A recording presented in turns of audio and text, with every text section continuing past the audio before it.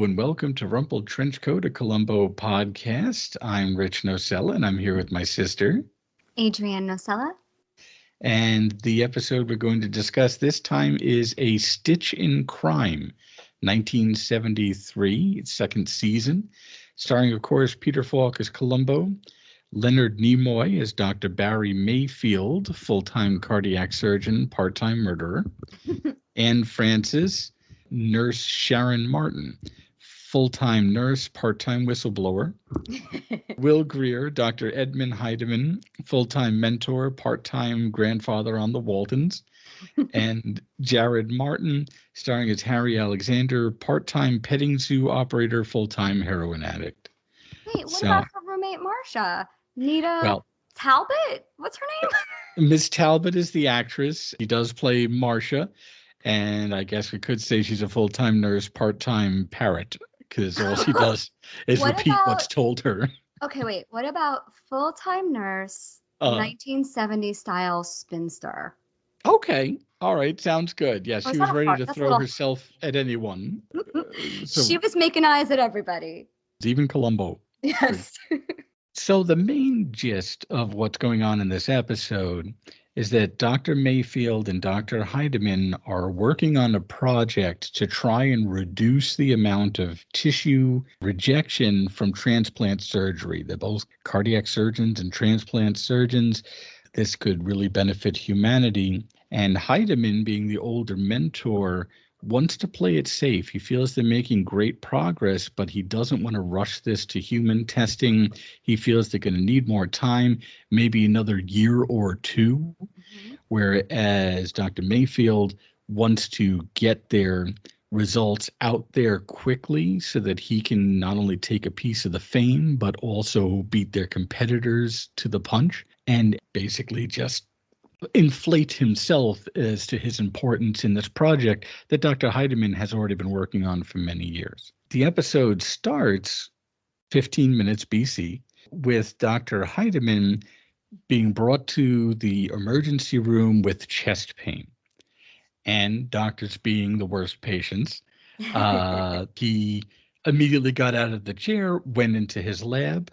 The nurse chased him back into the emergency room. And the idea is that after kind of gently, not really confronting each other, but just discussing it, Dr. Mayfield was like, hey, how about making an announcement on when we can announce our findings? And Dr. Heidemann confirms that no, he definitely is going to need 1, maybe 2 years more of research.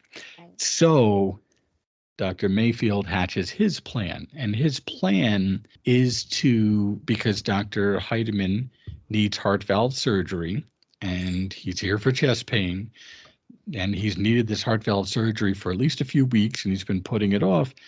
Dr. Mayfield, once he realized that he's going to need to get this old man out of the way so he could take over the project, his plan is to use dissolving sutures to secure the heart valve in place. And the issue is, of course, dissolving sutures dissolve. Right. So in a few days, the heart valve will separate and kill him. And it would just look like an older man with known heart disease and recent heart valve surgery died. It would essentially be the perfect crime. However, the nurse Sharon Martin, is already not a fan of Dr. Mayfield's and is a big fan of Dr. Heidemann's. They've become very close. Yes, she actually refers to Dr. Mayfield as an opportunist directly to Heidemann. So she really adores Heidemann. Yes. And really does not like Mayfield. Yeah, she kind of saw right through Mayfield. She has his number right away. They didn't make a point of it, but I feel it's because we find out later she does work with drug addicts in the VA. So she probably has a good sense of who you can trust, who you can't. You know, she is probably a good judge of character. Right. And she is judging Dr. Mayfield's character very poorly. Yes. And with reason. Yeah. So she and not just for his turtlenecks. Right. Right, because his turtlenecks he wore on his off time, the old turtleneck blazer combination that I was so fond of growing up. We've discussed the turtlenecks before. Yes. I don't understand it. All I can say is that it was probably my best look. This can't be your best look. I mean, I'm afraid it is. That's take it for what it's worth. The only thing that was a little better was in the 80s when I converted to the Alex P. Keaton tie and sweater vest, but that was about it. Oh, that is a good look. See, okay, all right, fair enough then. So, late 70s, the turtleneck with blazer, then transitioned into tie and sweater vest. Yeah, because it's like informal, but it's like informal, but formal. Well, yeah. But yes, no. So she didn't trust his turtleneck. She didn't trust his eyebrows, and she certainly didn't trust him at all. No. So she watched him like a hawk throughout the surgery. So much so that she actually was kind of negligent as his nurse because she she was so laser focused on the surgery itself and watching Mayfield perform the surgery on the beloved Heidelman that she was neglectful. She wasn't assisting the way that she ordinarily would have. Yeah, she wasn't doing the usual anticipation, knowing, they all know the surgeries by heart. So she should know to hand over.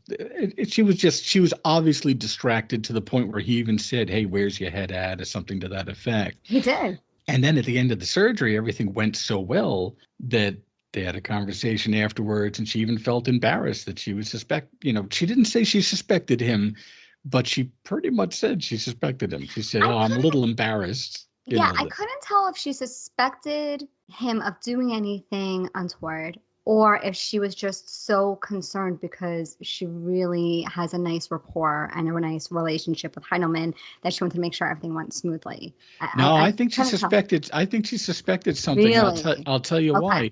We didn't really talk about it, but she walked in on Mayfield reading Heideman's telegram. Yeah, that's true. No, I'm sorry. She didn't walk in on him reading it. Mayfield gave her the telegram to take to Heideman, and she realized it was already opened. It was already open. I have a question. Is that a telegram or a letter? And did they still have telegrams in the early 70s? They did have telegrams, and it was a telegram that was placed in an envelope because the top of it, because I had to pause it to just take a look at it to see who it was from, it said late night telegram. Okay, got it. Okay, that's important. Okay, so it's a telegram. It's not a letter. It's a telegram. Yeah, exactly. So it was an emergency message that was sent out basically saying, I want to talk to you, and we're going to take a little longer on our end, too. Right, okay. So there really wasn't a time pressure. There is no emergency. Yeah. That's not an emergency telegram. Emergency telegram is like, would you send a telegram if there's a tsunami coming? That would be an emergency. I don't think you'd have time. I mean, or you could send it. It would arrive very quickly, but no one would be alive to read it. That's sad. But I'm trying to think what would be an emergency telegram. But yes, this was not particularly time sensitive. This was more just colleagues discussing that. Exactly. We should convene and discuss how we both are making headway, but we're not quite ready yet. Exactly. But basically, everybody with a level head who's doing it for the science wants to give it another year or more of testing. Right. Dr. Mayfield, who's doing it for fame and glory, wants to release it immediately. Okay. So the nurse already said, oh, wait, with you out of the way, Mayfield will take over this project. And then she watched him like a hawk during the surgery. So that's astute. You're right. She did. You're right. Yeah, I really think she was worrying that he was going to kill Heideman. Okay. And then when the surgery went so perfectly, she was relieved. She was, I don't know if she was looking for him to like leave out a stitch, like what he could have done to have done a bad job. Or maybe give him not a heart valve, but a torpedo. I don't know. Well, what's sew in a poker chip? I don't know. So, right. But the surgery the operation went great. Everything went well. It was a huge success. Yes. And she was relieved and embarrassed that she even thought anything otherwise. Yeah. And until she noticed that there was some sutures on the floor, and then she compared them with some other sutures. And at this point, we don't know what that's all about. Mm-hmm. I know we had said that he used dissolving sutures, and ultimately that's what we find out. Yeah. But she was very suspicious. She said these sutures don't feel right. They don't look right. These are not. This is an issue. I don't know what's going on, but this is not correct. Sharon Martin does not have a poker face. No. Every expression she has is all of her face the whole time. So she's worried in the operating room. You see it. She's relieved in the operating room. You see it. Yep. And then she finds the sutures, and she is very concerned. And Dr. Mayfield actually, I don't want to say demands, but he's like really presses her very hard. Like, hey, really, what's going on with you? Why do you seem so upset with me? Yeah. And that's when she says, there's something wrong with these sutures. I don't know what it is, but I've had enough experience with sutures, and these don't feel right.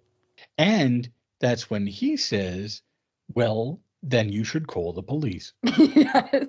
And then he leaves. She has jotted down, because she picks up the phone, and does not call the police, but she calls someone to set up an appointment at 8 o'clock the next morning and writes Mac on the paper.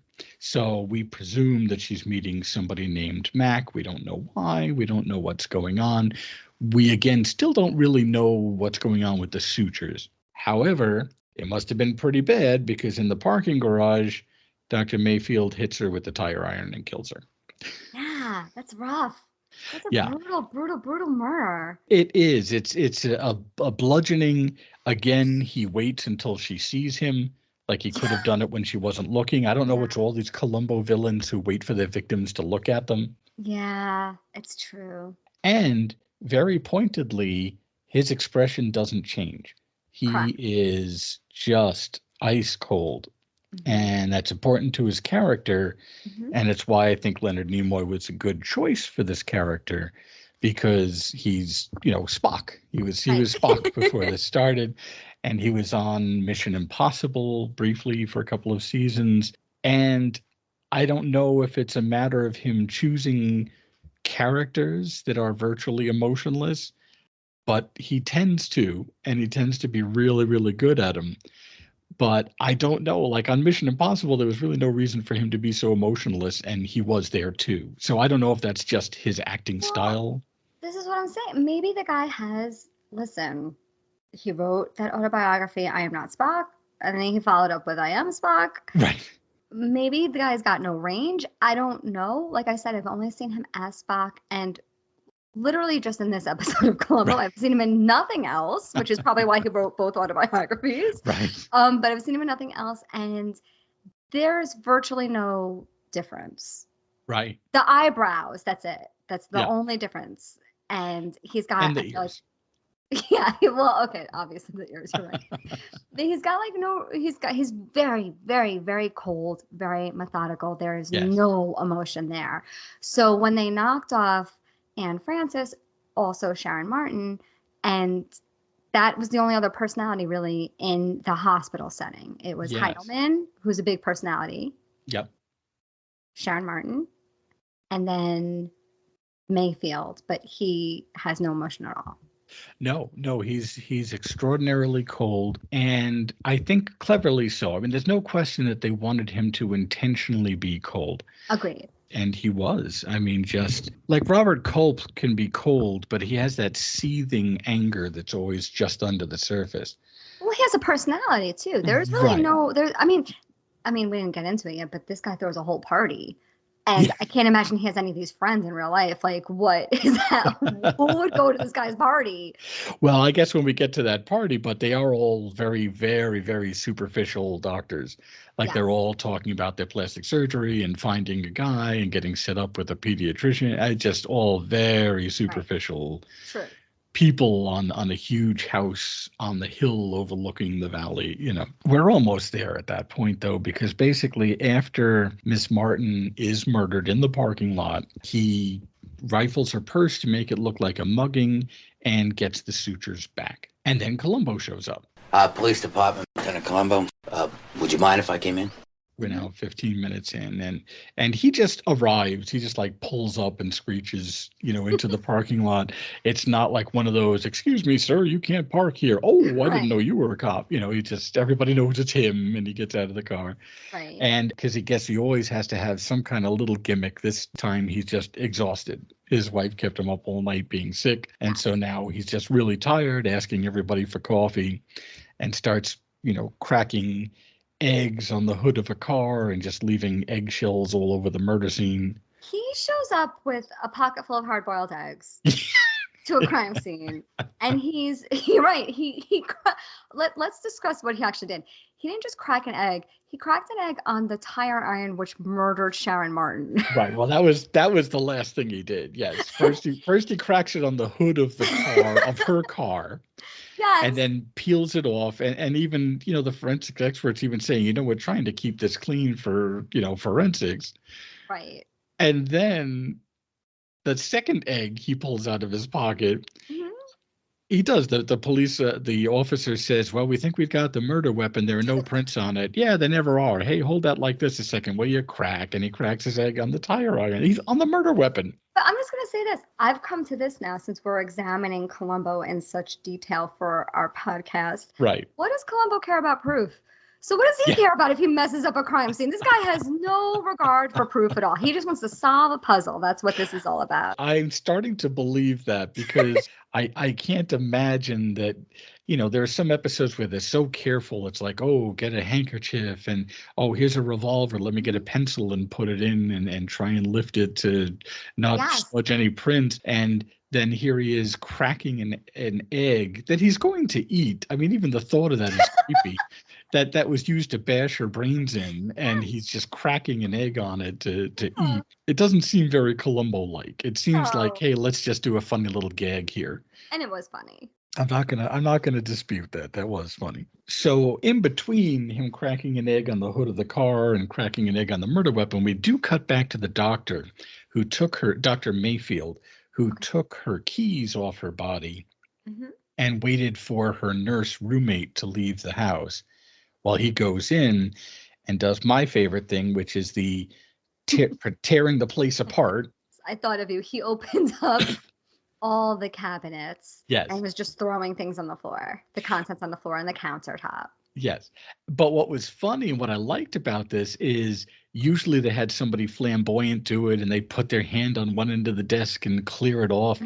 He actually tore it apart methodically, like the cold surgeon that he is. So he was like, instead of flipping a chair, he took the cushion and placed it on the floor. He opened a drawer and placed things on the floor. I mean, it was really very methodical and almost a neat mess. And at least it wasn't crazy stuff. If he wanted to make it look like somebody was looking for drugs and tore the place apart to look for drugs. So they probably would look in a cabinet. They probably, it was all kind of reasonable, but it was still funny. And I have to laugh every time they do the old, let's trash the place. I do like this in that respect where if you're looking for drugs, I think you would actually trash a place. I think when you're sort of searching for jewels, maybe you wouldn't, or if you're robbing somebody for artwork, you probably wouldn't look in the cabinet. Right. But this one did at least make sense because I think if someone has, addiction issues and they're just frantically searching for something, this does make sense. Right. Maybe it's actually a little too neat for somebody who's frantically looking for something. That's what was funny to me is that it actually was almost too methodical. That you would think he would have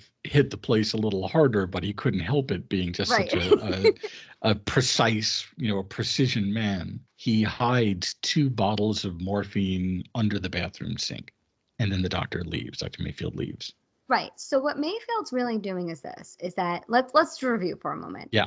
He comes with this great plan. Actually, it's a brilliant murder plot to kill Heidelman with using dissolving sutures. Yeah. Brilliant. And then he comes up with this last minute plan to murder Nurse Sharon Martin, where honestly, if he just tire ironed her in a parking lot, grabbed her wallet and left it, I think he would have been in great shape. Yeah. But this overly complex plan to make it look like she was a morphine hoarder, drug dealer. I don't know how much overhead we want to get, but he planted morphine in her home to make it look like she had morphine for drug addicts to access. They knew she would have it. Yeah. I'm trying to say this without spoiling it, Rich. I'm sorry. Well, no, that's right. I don't know they have to worry about spoilers pretty much at this point. He basically, that was the plan. The first plan, absolutely brilliant. Nobody would ever known. They would have just thought an old man with heart disease died of a heart attack. That's all there would have been. There would have been no autopsy. No one would ever have known that that's what happened. Right. He got caught. He then had to kill the nurse. Right. You're absolutely right. If he just hit her with a tire iron in a parking lot and just ran, took the sutures in her wallet and destroyed them, and nobody would have been the wiser. And then this is where he got into trouble, is the overthinking. He absolutely overthought it, tried to make it so that it looked like they were planting drugs so that somebody that she works with, because we find out that she does work with drug addicted people trying to get clean.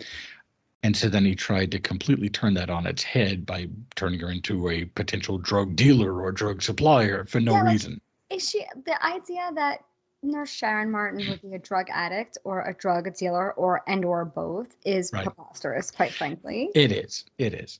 And planting all of that just really sealed the deal for Columbo, I think, because again, he just made it complicated for no reason. He did, and every time you do anything, you make a potential mistake. What the mistake he made was they could accept that there were no fingerprints on the tire iron. Right. But now when he planted the morphine, there was also no fingerprints on the morphine. Right. Why would she worry about fingerprints? She would not have wiped that clean, putting it under the sink, and nobody had found it except the police afterwards. And also, does she handle morphine? Because she handles vials. He could have just left multiple. He could have honestly left all the fingerprints on there, because it would have been fine if his fingerprints were even on morphine. Right. It would have been fine if Mayfield's fingerprints were on morphine, because he's handling vials of morphine as a physician. The morphine was in the cabinet that only Dr. Heidemann, Dr. Mayfield, and Nurse Martin could access. So if all of their fingerprints were on it, it would have been perfectly fine and a lot less suspicious than having no fingerprints at all. Right. So he definitely overthought it, overplanned it, and that was ultimately going to be his undoing here. Now Columbo and Mayfield meet for the first time. Dr. Mayfield is on his desk. He's pretending that everything is normal and is just calling down to the OR to find out about his schedule, and he's starting to set a clock on his desk. Yes. And he finds out over the phone that she was found dead, murdered in a parking lot, and he continues to set the clock and put it back down on the desk, and Columbo sees the whole thing. I have a clock-related question from the 1970s. Yes. A lot of these episodes involve setting clocks. Right. Was this a huge portion of your life in the 1970s? I would say yes. Really? Yeah. Did you spend a lot of time setting clocks in the 70s? No, but what happened, this was definitely before it was very common to have battery-operated mechanisms. So if you were a busy man like the doctor and you let, an afternoon go without winding it, the clock definitely could stop and then you'd have to set it. But no, I can't say that it really, I had to devote that much time in my life to setting clocks. I just wanted to clarify because it seems like an issue. However, Mom and Dad had two mantelpiece clocks as well as the grandfather clock, and they seemed to always be stopping, at least the mantelpiece clocks, for a very long time. Yeah. So they needed to be set and rewound almost constantly. I don't remember the second mantelpiece. I remember one mantelpiece, and I remember a grandfather clock. Yeah. I may be calling it a mantelpiece clock. Obviously, there was only one mantelpiece, so there wasn't a second one for it. I want to say it was in a bedroom. I'm not 100% sure. I'm pretty sure there were two, though. Well, I'm just saying those are 3 clocks to wind every single day. Yeah. So you know what? Yeah. Maybe you do need to devote about 5% of your day to watching docs in the 1970s. Either way, I think that if you legitimately were surprised by somebody being murdered, you'd probably pause for a moment at least. Right. So Columbo walks in silently as Mayfield is getting the news, the should be devastating news that his Yes. nurse, Sharon Martin, was murdered in the hospital parking lot, by the way. This isn't like, Yes. someplace else. This is where Yeah. they work. Yep. And he's just sort of casually winding clock, taking care of business, and Columbo's witnessing all of this, which is extremely heartless. There's no reaction from Mayfield at all. No, he's saying the words, but he's not conveying the emotion. He's saying, "Oh, that's terrible," but his face is just blank. Do you know Because what again, they say that with police interrogations when people do unfortunately murder people in real life and they're crying, but there's no tears. oh, They say interesting. that that's like very common where they cry and they have all the emotion, but there are no tears shed. Okay, So no, that is very interesting. That is very interesting because they know, gee, I should be sad about this. My wife of 20 years is dead, and yes, but they're not actually able to convey or they're not actually able yeah, to feel sad because they killed her. right. It's like my wife / insurance policy Right. has been murdered, and I'm so sad about it, and I'm saying all those things, but yeah, Yes. I'm saying all the right words, but nobody's believing me because I right, don't mean any of them. right, because I'm not sad. So after this, we just learned that Columbo is really faint of heart in a hospital. In fact, literally will faint. Not much more to that. Mayfield checks on Dr. Heidemann post-op. Everything, as far as everyone is concerned, is going fine. And this is, again, just a nice touch, a nice bit of writing that I have to admit I didn't even necessarily catch the first few times I'd watched this episode. But Heidemann at one point says, he hears the news about the nurse. He is legitimately devastated about it. And then he says, how long before there's a change in my condition? And Dr. Mayfield says, oh, a few days, because he'd be dead. Yeah. A few days and there'll be a change in your condition. Just There's again, a pretty big change.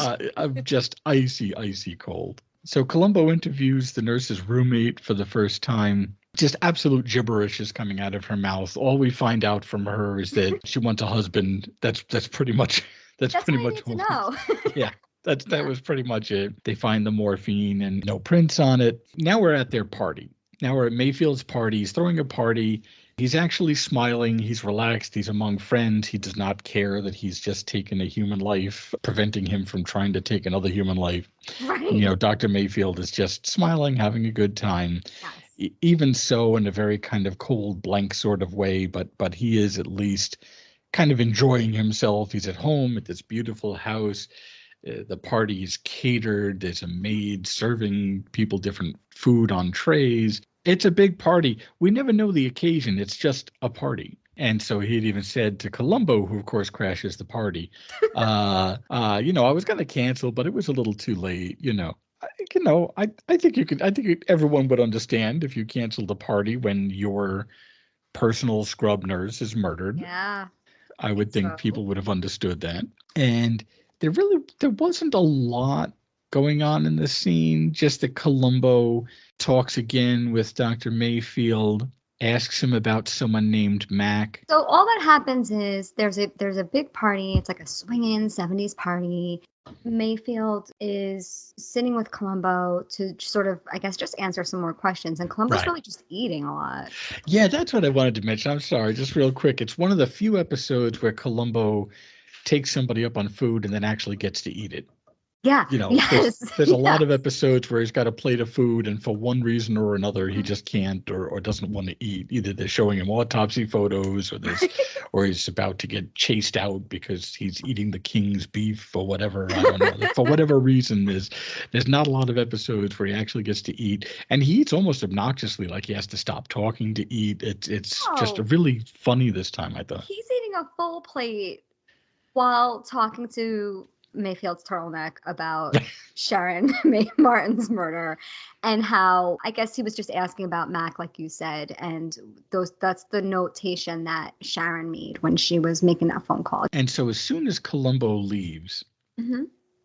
and this is another thing that I noticed in this episode, There's no hesitation on Mayfield's part on anything. The second Columbo leaves, he then immediately contacts Martin's roommate. Yeah, he calls Marcia, which is Martin's roommate. Right. You're right. Mayfield doesn't hesitate for a second, but maybe he should, because he's making a bad plan considerably worse. Yes, he is. He is, because the whole reason they get together, and she's like arm in arm with him, like she's like, oh, this handsome thoracic surgeon wants to talk to me. Yes. Nurse Martin and Marcia, who is also a nurse, are roommates. And at the party, once Columbo leaves, Dr. Mayfield calls Marcia to basically be like, hey, do you want to take a romantic stroll with me and my turtleneck on the water, really? And when they go on this, what she thinks is a date, what he is just manipulating her. And he's doing what, I don't know, wives do to husbands all the time, which is like, I'm going to make you think this is your idea. Absolutely. That's the whole idea. No. The police seem to think that there was somebody who knew that she had those drugs and might have killed her for them. I know, but who? Well, let's think about it. Maybe between the two of us, we could come up with an answer. I wish we could. Could it have been someone that she dated? No, she never really dated that much. Unfortunately, I didn't know too much about her personal life, except that she lived very quietly and did some kind of volunteer work at a drug clinic, I think, or something like that. Right, for veterans. Veterans. Marcia, you might have hit on something very important. Oh, I hope so. Was there anybody in particular? Did you know any of the people that she worked with? No, not really. I only met a few. Any particular one? Maybe a patient? Wait a minute. There was a guy out there she used to see. What was his name? Now, Sharon used to talk about somebody named Harry. Harry, yes, that was it. Harry Alexander. Oh, Marcia, I think you've come up with something very important. I hope so. You should go to the police about it. Okay. What would you like to do now? I think we ought to take you home. Oh. He makes it so much worse, because then when he drops Marcia back off at her apartment, guess who's standing there waiting to talk to Marcia some more? But of course, Lieutenant Columbo. Right. So now he has to wonder, why is Dr. Mayfield in a car with you? What were you doing talking to him? Right. Good question. And so they have a cute little bit where he has a sneeze and she does this drink 7 sips of water and hold your breath for 4 seconds business to stop the sneeze. But that was cute. She's got a lot of personality. That was pretty cute. Yes. And by the way, just a side note, 70s stuff, I loved the glass that she had. It was a nice thick crystal cut glass that had a flower pattern in it, and it just reminded me that was just a drinking glass. That wasn't a fancy glass or anything, but that's what glasses were like then. I didn't notice the glass at all. I did notice her polyester pants. But I didn't notice the glass. I noticed her bangs, which were incredible. Yeah. And I noticed her cat eye makeup, which is also incredible. Yeah, that was all pretty impressive. I don't know why I noticed the glass. She's a catch. I don't understand why people haven't snatched her up. Well, like she said, she works with plastic surgery, but the only single guys she meets are ones who are already ready for facelifts. So she wants somebody who's younger. Listen, they can afford a facelift. Like, change their standards a little. So that's when Columbo, essentially the whole point of the scene is Columbo gets out of her not only the name Harry Alexander, but also the fact that it was actually Dr. Mayfield who got her to remember the name Harry Alexander. That's true. So it's pretty clear to Columbo that she didn't contact Dr. Mayfield, he contacted her. Yeah. She didn't think of the name until he came up with the first name, and then she remembered his whole name. There was just that whole, it became very clear to Columbo what's going on here, that he's really being led down this garden path to find this Harry Alexander. So should we talk about Harry Alexander? Yes. Okay. Columbo gets a phone call at the hospital when he's also talking more to Mayfield and Heidemann.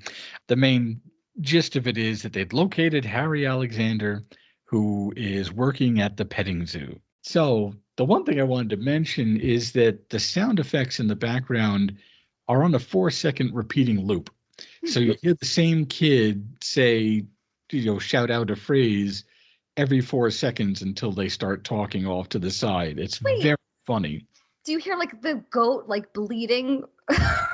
No, it's people's voices. It's supposed to be like the kids, but it's like, hey, Baba. And then 4 seconds later, hey, Baba, or whatever. It's just the exact, it is absolutely unmistakably the same loop occurring. And because it's such a short loop, it's just really obvious. That's so fun. That's like in the Flintstones when they would run past like the same.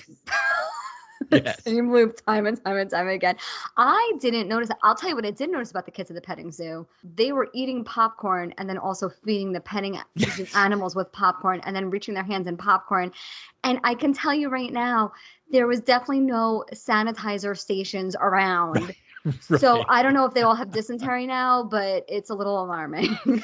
Well, no, if anything, the goats would have it from eating popcorn instead of whatever it's supposed to. Oh, I should be worried about the goats too. Yes, I don't know if goats can eat popcorn. I know ducks can't eat bread. I know that's a big change that we can't do anymore. Well, it evens out because it turns out birds can eat rice. There's no reason you can't throw rice at a wedding. See that? So all those suckers at weddings have been blowing bubbles for absolutely no reason. I've been blowing bubbles. We threw birdseed at ours. It's like, oh, we could have just done rice. But anyway, not to get too far off track. Okay, so at the petting zoo, Columbo is now discussing the murder of Nurse Martin with Harry Alexander, who is her alleged boyfriend, I guess. Is that what he was? He basically was. It started with her helping him. Mm-hmm. They dated for about 6 months. Okay. She decided that, this isn't really right because I think that you're now you're changing one addiction for another or one crutch for another. You were relying on drugs. Now you're kind of relying on me. Mm-hmm. I think it's best for both of us if we don't continue this relationship. So it wasn't like it was a contentious breakup. She just realized that this really probably wasn't a good idea for either of them. It's not a good idea to date a patient. No, exactly. Okay, just saying. He maintains that he has not been using drugs, and he lit up a cigarette. And they didn't mention it at the time, but later on, it's kind of important that he was left-handed. Yes, he did. And I noticed he did light the cigarette with his left hand. Yes. And that was the end of that scene. The next scene, and this is what I mean, there's not a lot of transitions. And this is why I'm having a little bit of a slightly harder time just kind of going from scene to scene, because it's kind of like another scene just starts. There's not necessarily a connection there. You're right. Because the very next scene is Columbo just searching through Mayfield's garbage. Can he do that? Don't you need a warrant for all? Of course you need a warrant. Okay, just checking. Of course you need a warrant. He's searching through the garbage. That's right. And that's when there's a cleaning lady who's talking a mile a minute. Yes. That's that scene. Okay, got it. Yeah. So the cleaning lady, and it's very good. They covered a lot of important stuff with jibber jabber this episode because she was just kind of jibber jabbering away. But we find out that Nurse Martin was upset after the surgery. Mm-hmm. Like before the surgery, it could be explained away by her being scared and worried and upset that her mentor and this man that she really has developed a bond with is sick enough to need heart valve surgery. It is a serious operation. Okay. But afterward, it went so well that she should have been thrilled, as we saw her be briefly. She was, yeah. She was thrilled. She was excited. She was happy and relieved at the very least. Mm-hmm. But by the time the cleaning woman saw her, Nurse Martin had already found the suture, was upset, was, calling. And so the cleaning woman saw that Nurse Martin was upset, and she shouldn't have been. She should have been relieved that everything went well. So that was an important thing that Columbo kind of filed away in his brain.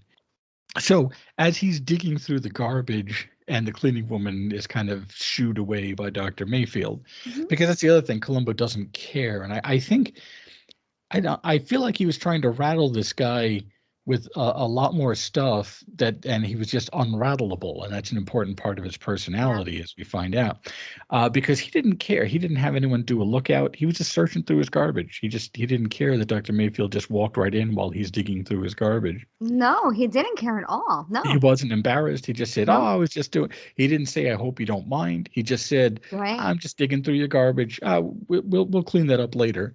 That was his only comment about the fact that he had emptied his wastebasket onto his desk. He brings up Mac with Dr. Mayfield again, still not really getting anywhere with that. He talks about Harry Alexander with Dr. Mayfield, and my notation is that Columbo signs Harry's death warrant because he basically talks about Harry Alexander and how Mayfield is like, yeah, you should, I'm surprised you're not out arresting that addict. And he's saying, nah, I don't think he did it. He's, blah, blah, blah. And by the way, who has access to morphine? Just you and Dr. Heidemann. He didn't even say that she had access to that cabinet, now that I think about it. It's just him and Heidemann. Yeah. And you're right, Columbo did sign Harry Alexander's death warrant because he's like, oh, this guy you're trying to frame is 100% not the culprit. Not a drug addict, yeah. And you know who else is a culprit? Just you and Heidemann. And Heidemann was kind of occupied. So it's really just you. It's either you or this theory of a drug addict is actually true and I'm wrong. So right. He does leave a little Columbo bomb, I'm going to point out. One of his only ones on his way out the door is that what the cleaning lady had said, that Nurse Martin was upset after the surgery and she shouldn't have been. And then as soon as Columbo leaves, Mayfield immediately gets up. Again, no hesitation. Immediately gets up, goes to the morphine cabinet. We next see him at the hotel that Harry Alexander is staying at. Breaks in significantly easier than he probably should have been able to, but he does. Wait, I just want to say this about the break-in. Hold on, because we've discussed how I feel about sliding glass doors. Yes. I feel the same way about sliding glass windows. Oh, yeah. First of all, everyone lock your windows and doors all the time. Yes. Because the door was locked, but the window was not. Yeah, no, if you take anything away from this podcast, it's please lock your doors and windows. Because then you won't have Spock trying to chloroform you when you come in. Poor Harry. Right. Poor Harry. But this is what I mean. So this is going to be an important discussion, I think, here. Okay. Dr. Mayfield is waiting in Harry's hotel room, just kind of sitting there with his ether and cloth and gauze. It's all very surgeon specific. I really liked it. They obviously had somebody who really knew what they were doing, because he had it all in his doctor's bag and everything, and he was all just waiting for him to come in. Harry walks in the door after a long day of giving kids popcorn to either eat or pass along, however they see fit. Right. Dr. Mayfield knocks out Harry Alexander and injects some morphine into his left arm. And that's why it's important that he was left-handed. Yeah. Is because, somebody wouldn't be left-handed and then use their non-dominant hand to inject. Unless the veins were so shot that they had to use that. They really didn't get into any of that. He was so sober for at least 6 months and probably longer. So, he probably would have had okay-ish veins by then. But the whole point is he injects him in what turns out to be the wrong arm and then leaves. And we're treated to a 1970s version of a bad trip. Yeah. Where we're seeing glass sheets with different colored patterns on them, at least 2 of them going back and forth in front of the camera, so that we're seeing it's not quite a kaleidoscope. It's more like I was going to say, is it a kaleidoscope? It was a little kaleidoscope-esque. Only in the sense that there's a lot of shapes and colors, but a kaleidoscope is kind of more mirrored and in wedge patterns as opposed to just what's geometric versus like blobs, because it's more like kind of like ink spots. They really were. They were just, it's almost like if Paisley just shapes, but either way you could tell it was just on pieces of glass that were moved back and forth over each other in front of the camera to get that neat effect. It was it was fun. I mean, there was no confusing it. It was telling us, the audience, this man is messed up. He's just been injected with morphine, right? After being sober for 6 perhaps months. a year. Yeah. Okay. And that's after being knocked out with ether. So that's right. The combination of the two can't be great. Right. He gets up in a haze, walks outside, and falls down the flight of stairs. Yeah. So here's the question. Is he dead? Yes.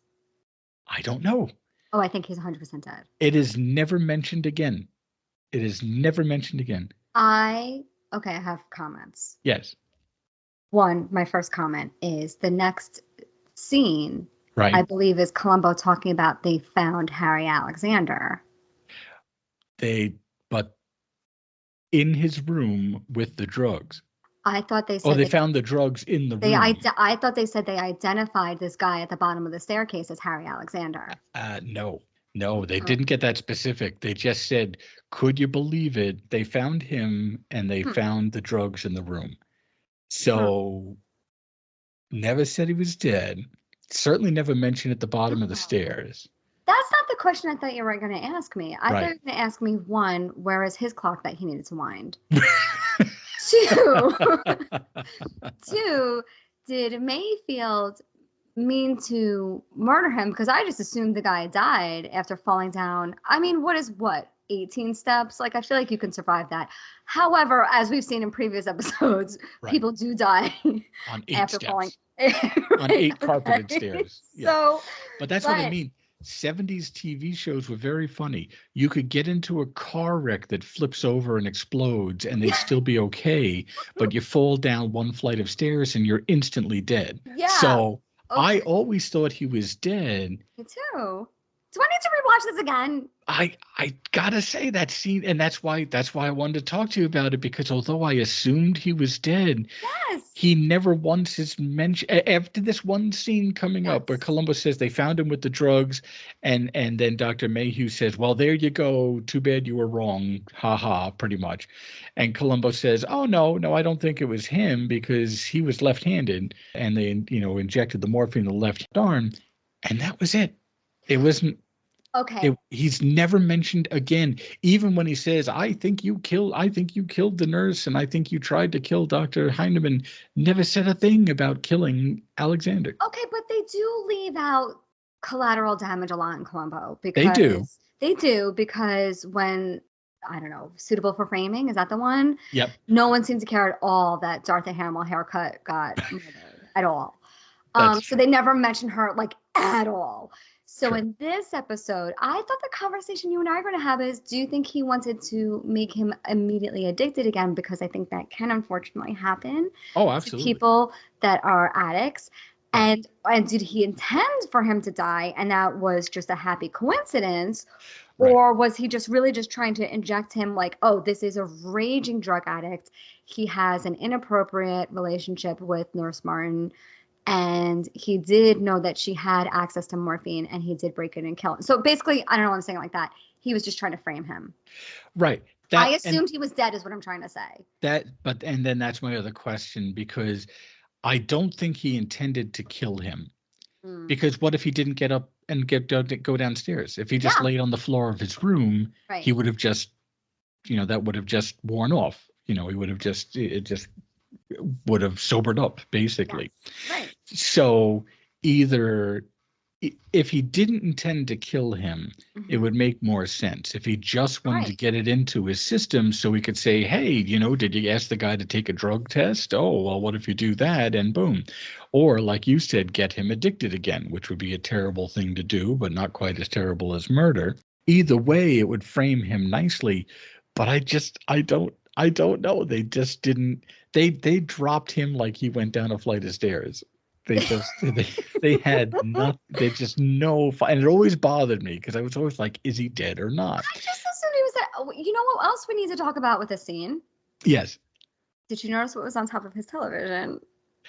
There was a picture. I don't think it was him though. Of what? Was it of him though? I didn't quite see. No, who was it of? I don't know. It was a kid, right? No, it was.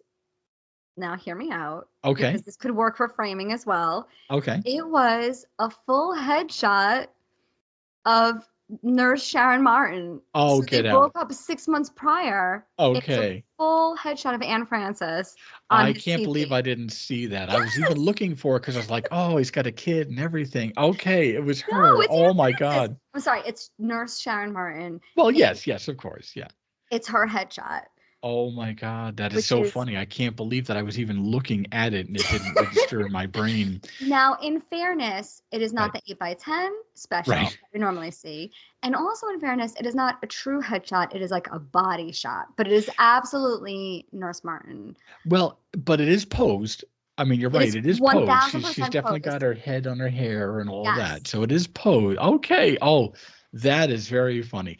And it explained away a little bit in the sense that he didn't want to end the relationship. He still was kind of hung up on her. That's so sad. This poor guy's existence. He was Yeah. a vet, so he served our country. Yep. He developed a horrendous drug habit. Yep. He met this absolutely stunningly beautiful, kind-hearted, altruistic, wonderful person, basically a saint on earth, which is Anne Francis. Yep. And then she dated him, which she shouldn't have. Right. Okay. And then she's like, oh, wait, we really shouldn't. And then they break up, and he's working at a petting zoo. A petting zoo, living in a hotel. Living in a hotel, which is not fun. No. And then he gets murdered. I still say he's murdered. I think look, he's that's murdered. fine. I can't argue it. This. You're bringing up such a point because I just kind of assumed he was dead. I did too, because of the dramatic close-up of him at the bottom of the stairs. So right, you can roll down a couple of concrete steps and be just fine. Yeah. But like I said, it kind of depends, because you can also step off a curb and break your neck. So it's just I just thought I wanted to hear another human being say what they thought about that, because it always bothered me that he never was mentioned. It was never, that would almost be easier to prove, because again, the morphine came from his cabinet and he left the bottle there. So how many bottles of morphine are floating around from his personal locked cabinet? So is the idea that Sharon Martin, Nurse Martin, is a supplier and an addict herself? I don't think addict herself. Is the idea that she's an addict? Wait, hold on. Is the idea that she's an addict and for some reason tapes her morphine under her sink? Okay. And Harry Alexander knew she was an addict and robbed her and didn't grab those vials because he didn't find them, but somehow has the same one from the lab in his apartment. My thoughts on that, as we talk about it out loud, is that it's supposed to be that Nurse Martin is giving her boyfriend morphine that he needs. Okay. She's not using it herself. Oh, but she's giving. He never got clean. He never got clean, and she's giving him. Okay. She's giving her boyfriend morphine, and then stopped because they broke up. Yes. So he went to attack her to get more, and he found perhaps the one bottle that he has in his motel room, but he missed the two under the sink. And that just came to me now, so maybe it's nonsense, but that seems like it would at least make sense.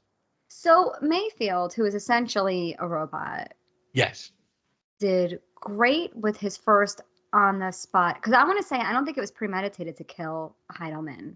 Well, it was obviously premeditated because he had to dye the sutures and use the suture. Let me try this again. Right. Okay. I don't think it was a months-long planning. Oh, yes. I think it was sort of on the spot. Relatively spur of the moment. Yes. Okay. It was absolutely premeditated. Okay. Yeah, he didn't accidentally kill this guy. Yeah. No, obviously. Yeah. Okay, so it was premeditated, and so that murder plan. Right. Perfect. As good as it gets. Yep. Killing Nurse Martin in a parking lot could have been just fine. Yep. But then he orchestrated this elaborate, sort of melodramatic, stupid love affair with a drug addict. Yeah. And compromises her integrity, which is sort of like not in question by anybody else. No. It almost was like going back to Requiem for a Falling Star, where the only possible person who could have wanted her personal assistant dead was her. Like everybody else loved her. Right. You know? So nobody's. Poor Jean. Yes. Poor Jean. No, Jean got mentioned more than this poor Harry. Yes. So I mean, nobody was questioning her integrity in any way. Not her roommate. Not anybody. Right. So But now I'm going to say something. I'm questioning her integrity because you absolutely should not date your patients.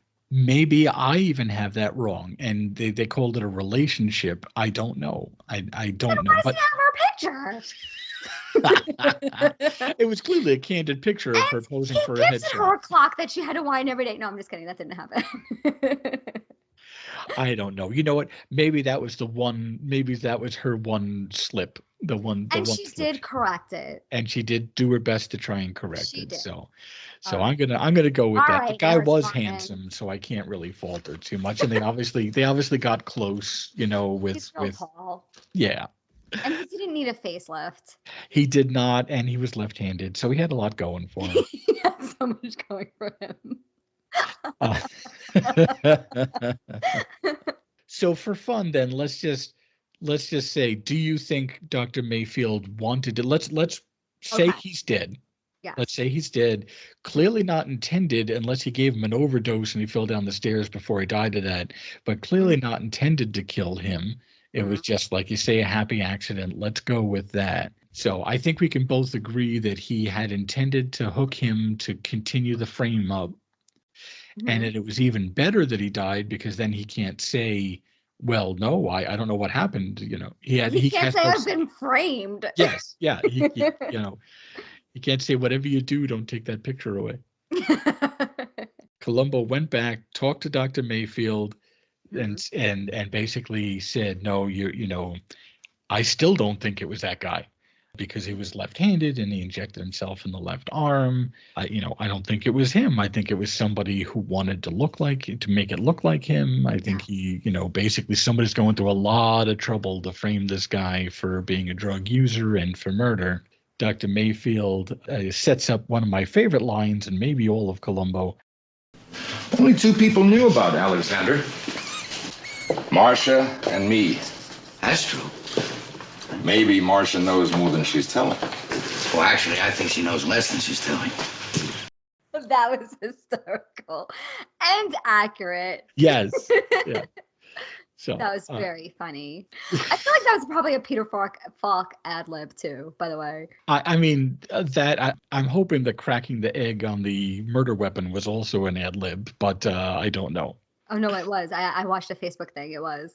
Oh, good. Okay. I don't know if you want me to talk about it right now, but it was. No, that absolutely was an ad lib. When I was looking up I just wanted to get a little bit of trivia about the episode in preparation for one more thing. And Leonard Nemoy has a quick little video clip on Facebook talking about working with Peter Falk. And he said they were shooting early in the morning. He strolled in and he just cracked the egg right on that tire iron. And everyone was like hysterical. And he's like, you can't get better than that. He just embodied that character. That was completely an ad lib. And that makes sense, because if you remember, he cracks the egg and the scene immediately ends. Instead, because probably people were laughing. Normally they'd have people react or just say like, Lieutenant, come on, what are you doing? Right. But he cracks the egg and bam, scene's over. So that makes a lot of sense. So now Columbo is basically going to Heidemann and warning him. He's as he's warning him, Columbo is fiddling with a pair of forceps. And that's when it finally clicks for him that what's written on the forceps is Marcus and Carlson medical suppliers. And that's the MAC that he's been looking for this whole time. I take issue with this. Big issue with this. I do too, and I think I know, but I'm going to let you say it. Is it the A for Anne? Yeah, absolutely. Thank you. It would be MC. It would be MC. Yeah. And if they wanted to do this, okay. So sorry. So the MAC mystery has been solved. She wrote in capital or uppercase letters MAC to represent Marcus and Carlson, and I think that you would either use an ampersand. Yeah. I don't think a company would use MAC. I think they would do MC. Look, it's not AT&T. It's AT&T. That's correct. And I'll tell you something else. Then the writers should have been like Marcus Anderson Cooperman or whatever it is. So to give weight to the A in the AM. That bothered me tremendously. Yeah, it did to me too. They were that's one where they were working backwards. They were like, oh, what's this MAC mean? Oh, I know, it means this. No company is going to have their and as part of their initials. Absolutely not. Yeah. So that's funny that it bugged us both equally. Once Columbo figures out that it's this supply company that she was trying to contact before she was murdered, he contacts them, confirms that she had an appointment with them so that he wasn't just guessing. So it was neat that we got to see Columbo do some of his homework. We always take it for granted and he always talks about it, but we got to see in real time him have a hunch and then call and confirm it. So then he asks a different hospital surgeon about any supplies that they might have bought from this company, and that she specifically wanted to talk to the chemist. And so the other surgeon, who's unnamed, otherwise I'd say his name, but he says, well, the only thing we buy, he flips through the file and he lists supplies, and he says, the only thing we buy of a chemical nature is our sutures. Right. And so Columbo now wants to get an education on sutures because that's how Columbo is. He's like, okay, here's my one clue. Tell me everything you know about sutures.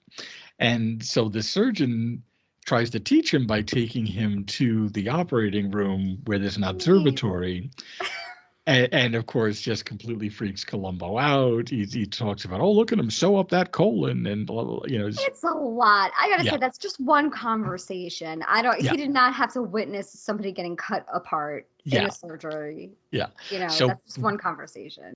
So we find out finally that was the plan all along, because we've been talking about it this whole time. But really, this is the first time in the episode, if you'd never seen it before, that you realize that was Dr. Mayfield's plan, to use the dissolvable sutures so that he would die in just a few days because they would fall apart being dissolvable sutures, and that nobody would have been the wiser.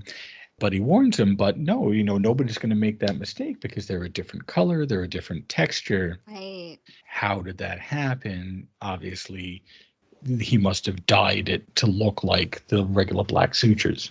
Now, we didn't see him do that. No. Okay. No. Which, again, if it was spur of the moment, where did he get the dye? There's a little. I don't know. Is he fancy? Maybe he had shoe polish at work. I don't know. Maybe he could have. He could have used hair dye. I don't know. Mm-hmm.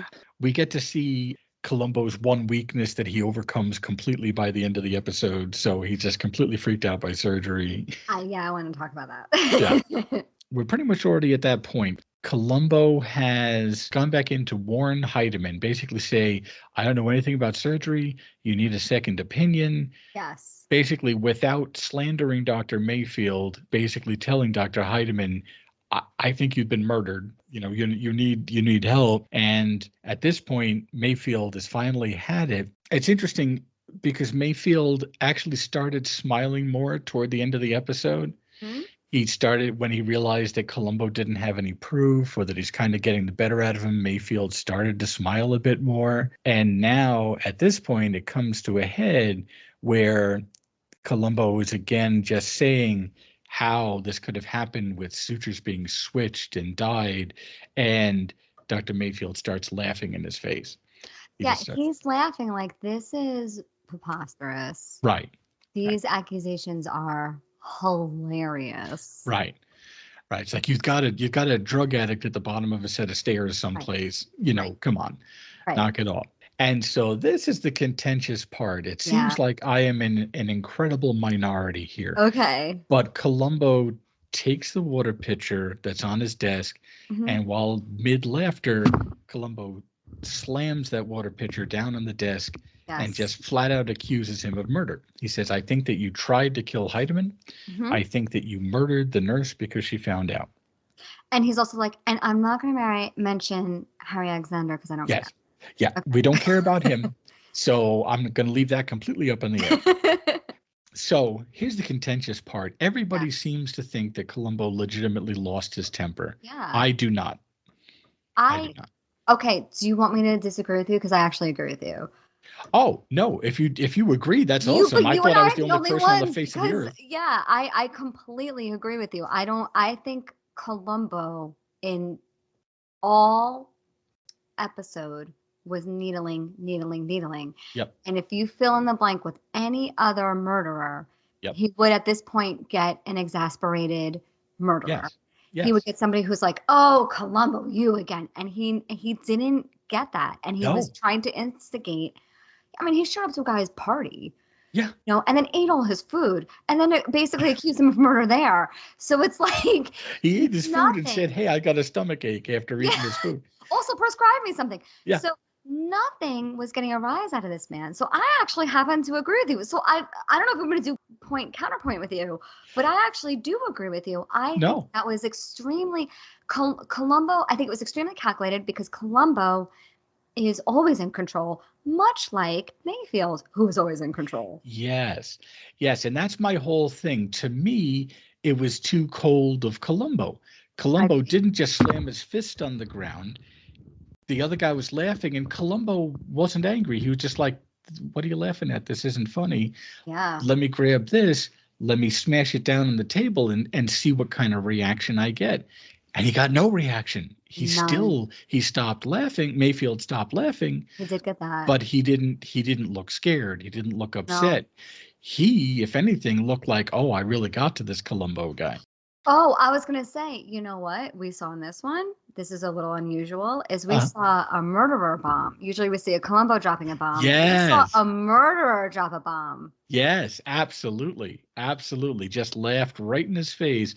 I'm so glad you said that because online, in blogs, in all these places, it always says, oh, this is the one episode where Columbo loses his temper. And I'm like, no, he did not. This was so clearly calculated on Columbo's part. And I also believe that, as you said, and I'll just kind of go off with that premise, is that I think that Columbo does whatever he needs to do with whatever killer he's dealing with. I agree. So he's a sycophant to people with big egos. He plays up to their ego. With somebody who is really angry, he's kind of deferential. With somebody who, in this case, is just absolutely cold and not giving him any reaction at all, he then does something that's extreme and flat out accuses him of murder. It wasn't like he just did that to stop him from laughing. He did that and said, I think you killed this guy. And Mayfield responded in character of all the entire episode, I think, which is that he was real calm, he was real cool, and he's like, hey, guess what you don't have? You don't have proof. Yeah. And it's like, oh, that was what that was a big bomb for him to drop. And he is right. He does not have proof. Yeah, he does not. Columbo does not have proof at this point. Yeah, and you're right. And that's why I think that's great. I hadn't thought of that, but that absolutely was a killer bomb on Columbo, because he's absolutely right. There's not a single shred of evidence. As long as Dr. Heidemann is alive, there is no real evidence against Dr. Mayfield for any of it. None. And then, of course, the second Columbo leaves the room, Mayfield immediately picks up the phone and says, hey, have you given the 3 p.m. meds yet? So, again, instant. I mean, he's just so calculating. And again, he would have been better as the chess player in the episode coming up next. I'm just going to say this. I thought he was the chess player. I didn't know that this was not Leonard Nemoy in the chess episode. But anyway, yes, continue. I thought it was all this time. They have the same haircut and eyebrows. Okay, go on. And turtleneck. They very much do. He didn't get the response he was looking for, but he did plant the seed. Absolutely. And instead of a gentle seed planting, it was basically, if he dies, you're a dead man too. Yeah, you're next. that's right.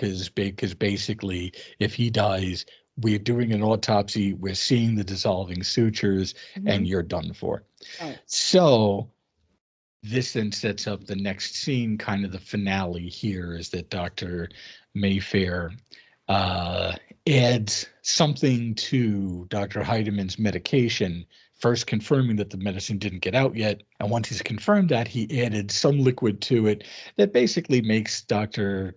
Heidemann short of breath, sweaty, diaphoretic. It basically is instituting some heart strain so that he has an excuse to bring him back to surgery to remove the fatal sutures, the fatal dissolving sutures, and go ahead and put in the correct permanent sutures. Yes.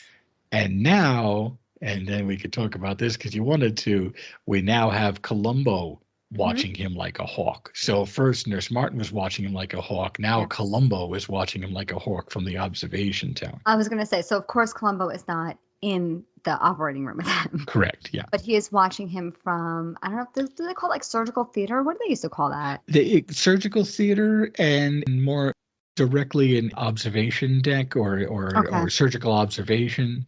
So Columbo, who is so squeamish with blood, where he can't, we've seen in previous episodes when he was in England, he couldn't finish a meal. He's so squeamish. In this episode, he can't even watch Heidelman get a shot. Yes. He can't even watch it. He cringed and looked away for a second. Yeah. He can't even see it. And now, because he is who he is as Lieutenant Columbo, he is like, oh, I am transcending any phobias I have. Yep. And I am watching this operation to see precisely what you're doing. Yes. And he has laser focus. He doesn't blink. Yep. And it actually startles Mayfield when he's in the middle of. Also, by the way, he is still doing heart valve surgery. Yes. So he is. And it started because he looks up and sees Columbo really just flat out staring at him. I mean, he is just staring at the job he's doing. Yes, it is. It's a glare because he's looking for him to palm some sutures. He's looking for him to do something because what he has to do is he has to remove the dissolvable sutures and put them someplace and then replace those sutures with the correct ones. So at the end of surgery, which also goes well, I mean, the guy's a good surgeon. Yes. And so surgery goes well. Columbo bursts in, thankfully, in a gown and a mask, and so are a few other people with basically a warrant to say, hey, get Dr. Heidemann to the recovery room, but everybody else is being searched, and I want Heidemann searched too, because he's looking for those sutures. Right. And so when Columbo burst in, Dr. Mayfield was outraged, just absolutely outraged, and said, how could you do this in the middle of surgery? This is, blah, blah, blah.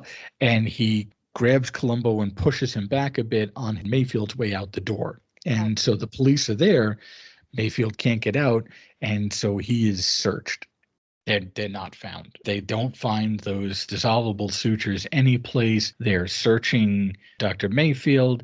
There's another doctor who was brought in by Columbo who was also watching the surgery the whole time and said, I didn't see any false moves. There's nothing. I examined the table. There's no funny business on the table where the sutures were, everything was replaced and everything. And they did one thing that always kind of faked me out a little bit when Columbo basically had to admit while they're still in the operating room that they couldn't find anything on him, that the sergeant was searching Dr. Mayfield. Leonard Nemoy ran his hand through his jet black hair. And so I always thought, did he hide the sutures in his hair? It always just threw me off. I watched this episode twice and I knew what happened. And I still was like, wait, did he put them in his hair? Right. It was a really good fake out. Fonz move. He's like the Fonz. Yeah. He's like slicking back his hair, and it's just like, and he's got his glove on that he just like put in this guy's heart. Oh well, yeah, that's another whole. I didn't want to nitpick so much with that, okay, but right. So I'll dial it back. But yeah, he did like. I mean, look, they were touching sutures left and right with their bare hands. There was a lot of that going on. So I just kind of let all that slide. But yeah, so it's to the point where clearly I feel that was just a really good fake out that he ran his hand through his hair, and that for a second you were like, oh, is that where he's hiding it? Because his hair is black. But no, it wasn't. Oh. So Columbo follows Dr. Mayfield back into his office and essentially admits defeat. He says, I don't get it. I really think all the pieces fit. If you had done what I accused you of doing, I think that everything made sense, and it doesn't make sense otherwise. But what are you going to do? You win. You're finally rid of me. You'll be all right, Lieutenant. I'm sure you'll find others to harass. And Columbo, because again, he was properly gowned to enter the room because the patient was still there with a chest wound freshly sewn up, took his surgical gown off and just kind of flopped it on the couch and left after admitting defeat, even shaking his hand. He shook Dr. Mayfield's hand and basically said, well, you got me. I mean, he didn't quite say it, but he basically said, you got away with murder. What can I say? And Mayfield is given about 3 seconds of relief where he again runs his hands through his hair. finally relieved. It's finally over. He got away with it. Columbo bursts back into the room. He says, aha, you almost had me.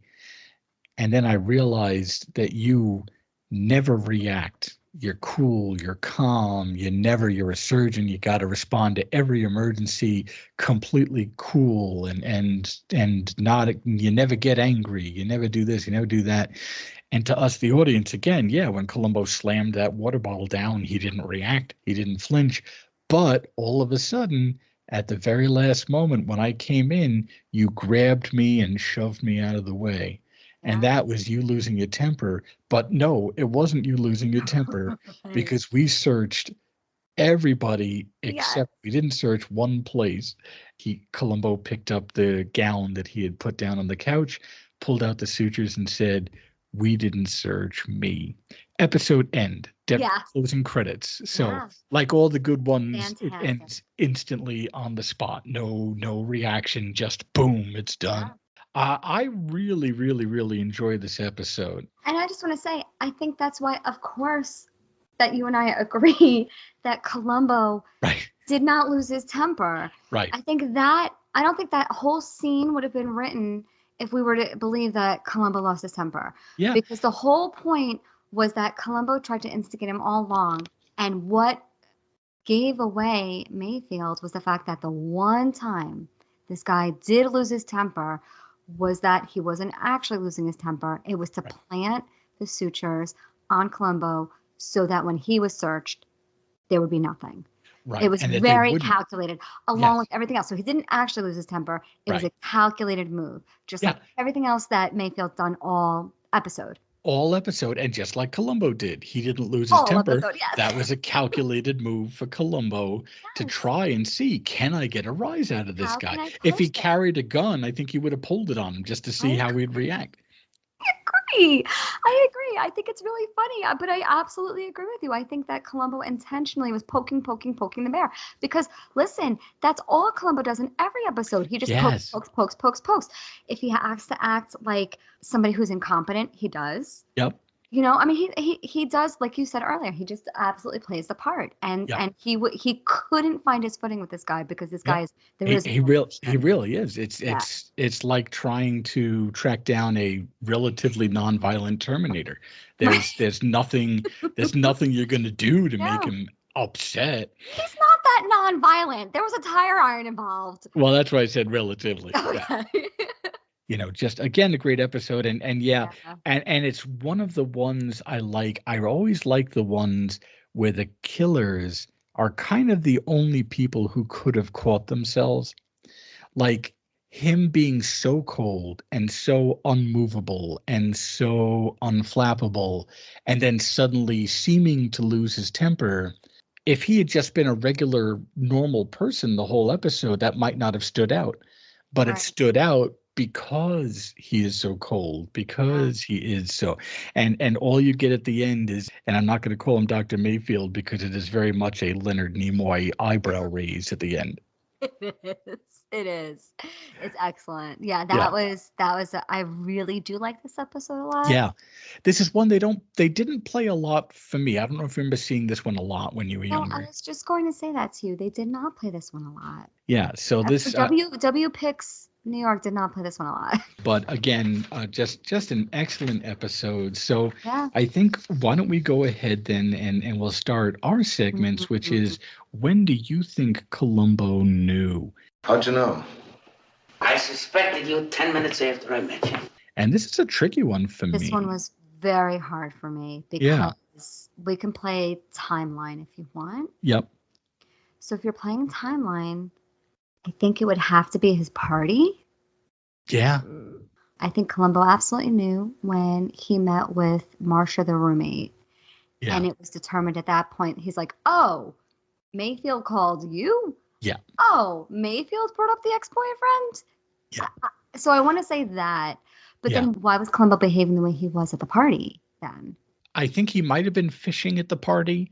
He didn't go so far at the party that if he was wrong, that everybody couldn't have just shrugged that off. You know, he wasn't accusatory. He was basically just saying, hey, do you know a guy named Mac? You know, he was kind of fishing at the party.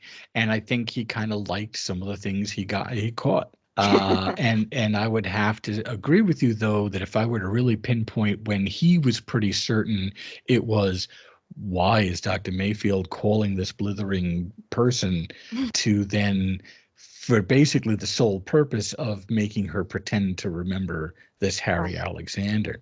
Right, because what we didn't talk about is that when Mayfield and Marcia were out on what she thought was a date and what he knew was a manipulation. Right. As soon as she said the name Harry Alexander, he's like, great, I'm going to drop you off. Yes. And you go ahead and tell the police about that. And she's like, wait a second. I thought maybe, you know, would you like to come back to my place? And he's like, absolutely not. Right. I don't want to do that. And I would like to go back to my mansion and you can go stay at your Melrose Place as apartment complex. I want to go back to my catered party because, you know, we had food for the party, but I actually have a catered maid every day. He's like, so you and your bangs and your sweater vest can go on inside and call the police. Yes. And so I do think that I think that's the moment. I think if I have to say it, I think it's the moment. I would agree completely on that. And at the end of it, she literally says, gazing into his eyes, so now what do you want to do? Yes! I mean, it couldn't have been more clear. And then she even still invited him up for a drink. And he said, I really need to get back to the hospital. Yeah. So you're right. The second he planted that idea, he was out of there. He accomplished his list. He checked it off the list and he was gone.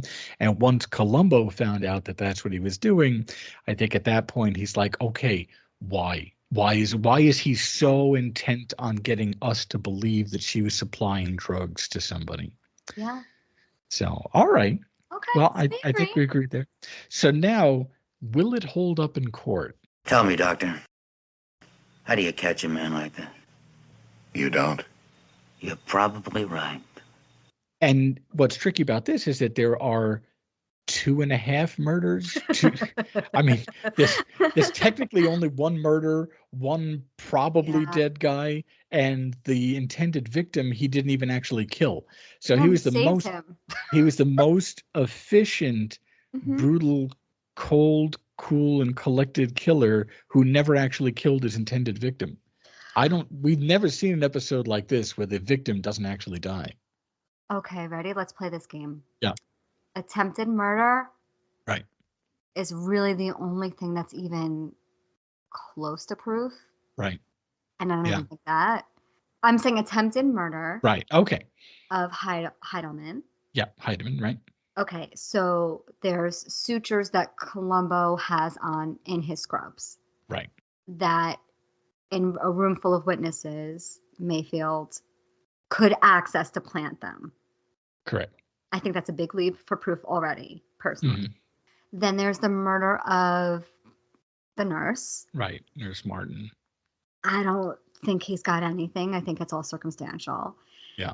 And then I think it's the question of, did Harry Alexander even die? Is he even dead? So I have no idea what we're looking at here at all. I maybe go back to the killer's response of like, hey, where's your proof? Yeah. Maybe the eyebrow raise is really like, listen, you got me on a clock wind and that's about it. I don't know. It is tricky because, of course, his intended victim never died. So you're right. At most, attempted murder for Dr. Heidemann. The nurse weapon was wiped clean. He's only connected to her death because she found out about the attempted murder. So if they're not proving that, then they're probably not proving anything about the nurse. Did he act incredibly suspiciously? Did this guy? And by the way, why didn't they have somebody watching Harry Alexander's house? I mean, I really feel like Columbo dropped the ball terribly on this poor guy. I mean, he already knew that this guy was that Mayfield was probably going to try and frame him. They should have had a cop outside of Harry Alexander's place. Sad. But anyway, I don't even know if he's dead or alive, so we're going to dismiss him. Okay. The nurse who confirmed dead I don't know, honestly, that there's anything to tie him to her. He wore gloves. There was nothing else. Certainly within the episode, there was nothing else other than Columbo stating the obvious that we as an audience already knew. But I don't think there's proof of that. I think if you believe the attempted murder, Right. there's only motive for Nurse Right. Martin. Yeah. And there's really nothing for Harry Alexander. There's not, except that again, it's part of the same bigger picture. If he was trying to frame her for that, but again, that's just. I guess the only thing is that the morphine that was found could only have been accessed by Dr. Mayfield or Dr. Heidemann, because I was listening carefully just in case she had access to it too. She did not. Dr. Mayfield specifically said that only he and Dr. Heidemann have access to that cabinet. Okay. So I don't know what he was thinking taking the morphine from that cabinet. I don't know if he was trying to say that she somehow got a key. It just seemed a little bit off on that point. Okay. But it's still not proof. Well, there was a scene very early on when Nurse Martin was on the phone. Right. And Mayfield walked in. And he did say he walked in with a tray of vials. We don't know what the vials are. Right. But we can assume that they are for the research that him and Heidemann are doing. Right. And he was basically like, okay, well, when you're done with your frivolous accusations, go ahead and file these because you're mark and file these. So she did have access, but for some reason he didn't say that to Columbo, and I guess that was just an oversight possibly. So either way, I don't think there's enough to convict for the nurse. Heidemann didn't actually die. I still think there's enough for attempted murder, but you can't get him for murder because he didn't die. No. I'm gonna, as much as I hate to say it, I don't know that this one's gonna hold up. I think the doctor I think the doctor walks on this one, except for maybe attempted murder, I think. And even that's tricky. Tricky. Well, but again, I mean, you'd have to really explain why Columbo would have sutures in his pocket. Because maybe someone planted them before the surgery. Well, they could, and again, none of this is coming up, but since we're speculating anyway, those gowns are either sealed or wrapped or something before they're taken out and used. So now maybe they weren't in the 70s. They might have just been cleaned and folded. That's possible. I don't know. I wasn't a doctor then. Well, then it gets into we've had this conversation with the potato as well. Yeah. The tailpipe, where it comes into questioning the integrity of an officer of the law versus an accused killer, right? Because it's sort of like, well, maybe you threw them on there, but then how did he get access to them? I don't know. There's a lot. There was a little bit of a scuffle. I mean, I will say this: the confrontation between the doctor and Columbo was in front of a room full of witnesses this time. Yeah. I mean, Mayfield did grab and shove Columbo. He did. Which everybody who's ever worked with him would know that he never acts that way. Right. On the other hand, you could probably get a good lawyer to say, yeah, but you burst into an operating room of his colleague who was dying while he just finished up heart surgery. So that might excuse his behavior for that one brief moment in time. He's never acted this way because he's never had cause to act this way. Right, exactly. Yeah. So I hate to say it, but I think he walks. Okay, I think I agree with you. Yeah. Okay. That bugs me because he was such a cold kill. Well, we're gonna nail him on the sympathy meter, so that's what's next. So this is where we can blast his guy. Now's the part of the show where we rate the murderer on a sympathy meter from a scale of Ruth Gordon, our most sympathetic murderer, to Dick Van Dyke, our most vicious. I have this dream, Francis. I'm working. There's a phone call, and he says, "Terribly sorry, but your wife's dead." And then I always wake up, and I want to cry. Because you're still alive. I don't think we'd have to spend too much time on this. No. Where do you put him? I put him as close to Dick Van Dyke as possible. And honestly, quite frankly, if Dick Van Dyke didn't have that speech right before he murdered her, I would put him. I would make him the barometer. You know what I mean? I would make him the scale. I would make Dr. Mayfield the scale because it is horrendous. His behavior is just truly, now I'm saying truly psychopathic, like I have a psychology degree. I don't know. I don't know the DSM anymore. But what I would say is that I would call him, in my layman's terms, a true psychopath. Yeah, or at least a sociopath, perhaps. A true sociopath. However you want to put it. But yeah, I would agree, because in the actions that we saw him do, it was without feeling, without emotion, completely bereft. And it's important to his character, but it also makes him a sociopath, because he's telling this old man, oh no, your condition will change in a couple of days. He's basically saying you're going to die in a couple of days. You're alive now, and then you won't be. Yes, and so your condition will change.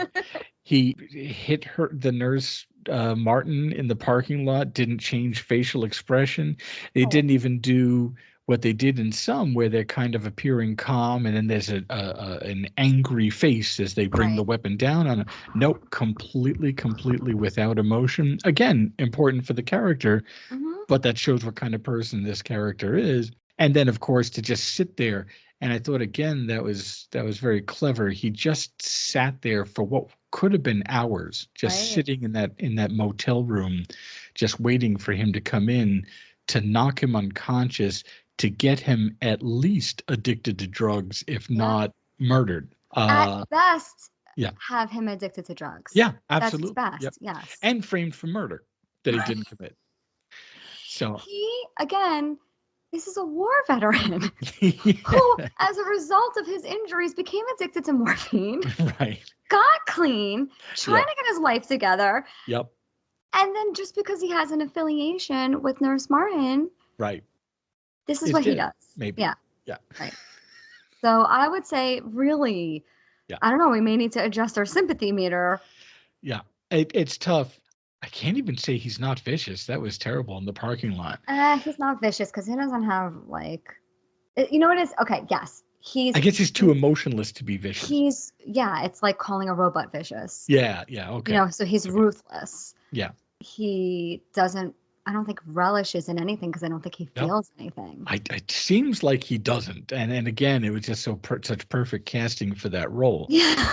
You know, just to have this really emotionless person. And I don't know, just good job to everyone. This is such a well-acted episode. Everybody did such a great job. So I would say, I still think Dick Van Dyke is our most vicious, but he saved a couple of other murderers from being the most vicious by having that 2-minute lecture about why I'm going to murder you because you're a terrible person.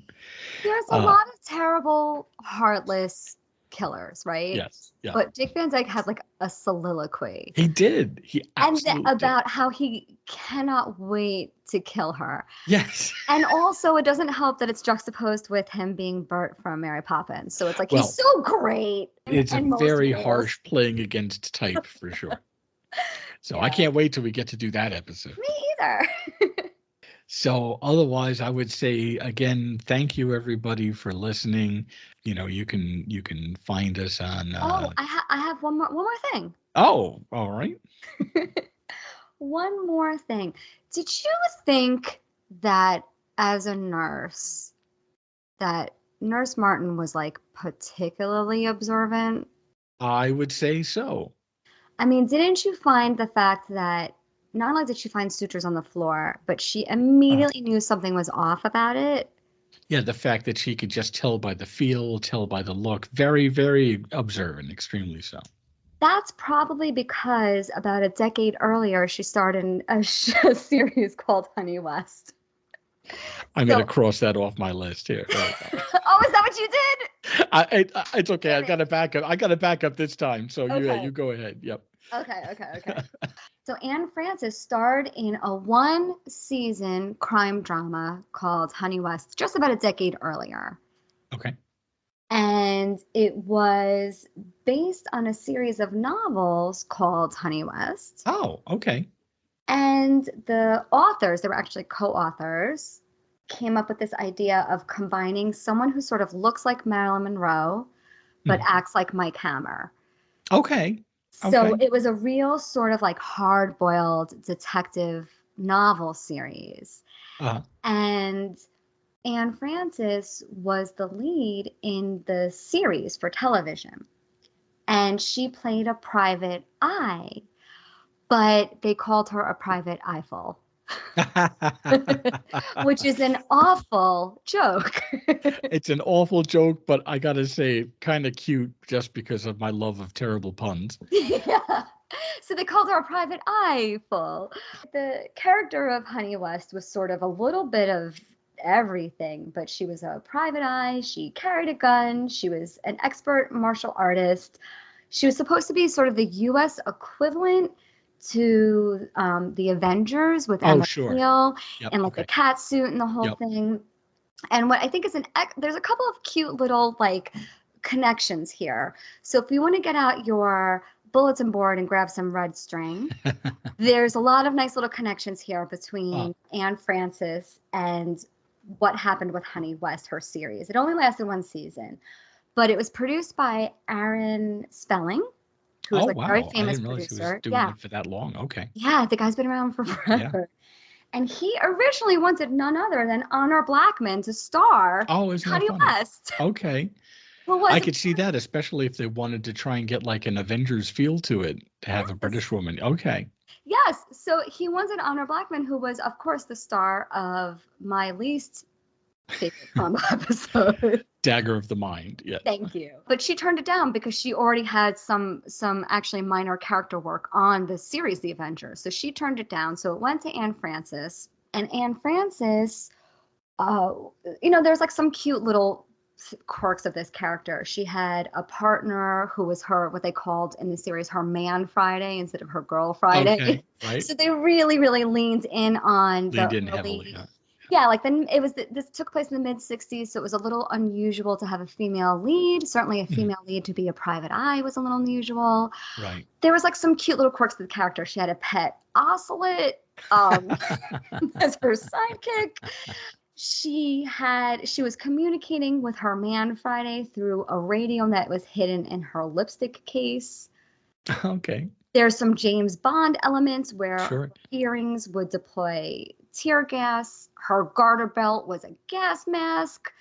But what was really interesting, this is the last sort of piece for your string if you're doing your bulletin board, is that several episodes were written by Levinson and Link. Oh, you know what? That makes sense because they liked to pride themselves on making kind of more smarter, a little more smart action adventure, less action adventure, slightly more cerebral. Yeah. Now this sounds like it's much more action adventure, but I could see, even the Avengers, especially if that was the vibe they were going for, was very much more the clever dialogue and with some action mixed in. So that makes sense. Yeah. So that's sort of just, all the connections here with Honey West, but it was sadly only lasted one season. They did manufacture action dolls, so you can get Anne Francis in a cat suit with a garter where she kept her gun. Editor's note.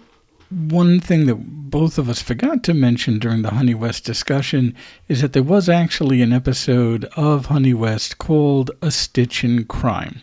But yeah, that's really, that was my big takeaway from this episode. I do like Anne Francis. She showed up in the Roddy McDowall episode as well. And I just think she's great. So I was happy to see her in this. And I think the next episode is... But one more thing before we get to that.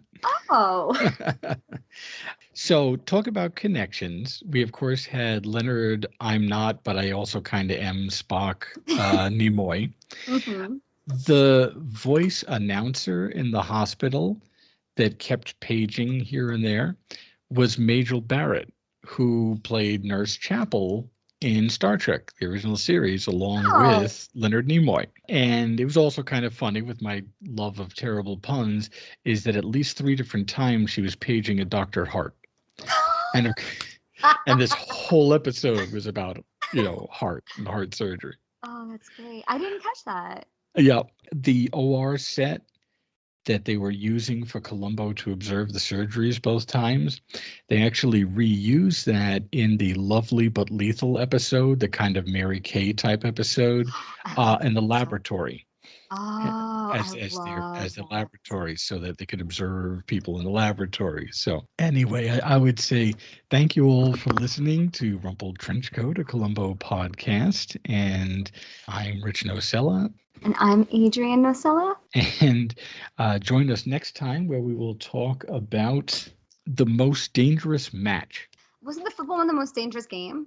It was the most crucial game. That's what I mean. They're so close. It is too close. They just need to remove the most. It's fine. I think they run into the trouble of they have a great idea for a title in one episode, and a few episodes later, it's like, oh, that would have been a better title for this episode. Yeah. Like we know Requiem for a Falling Star should have been the Janet Leigh with an aneurysm episode title. It's just to this day, I still confuse that and the Forgotten Lady. Completely. But until then, you can follow us right here on YouTube at Rumpled Trenchcoat, a Columbo podcast, and on SoundCloud. And until then, I just say I only regret that I have one rumpled to give to my trench coat. Can I confess something to you? Yes. I don't know what you're referencing. What's the original quote? I only regret that I have one life to give to my country. Nathan Hale. Couldn't think that up at all. So you know what? That one gets an approval from me. To me, Yeah, that's the I'm original leaving quote. that in. I have no problem with it. Well, thank you, everybody. Good night. Good night.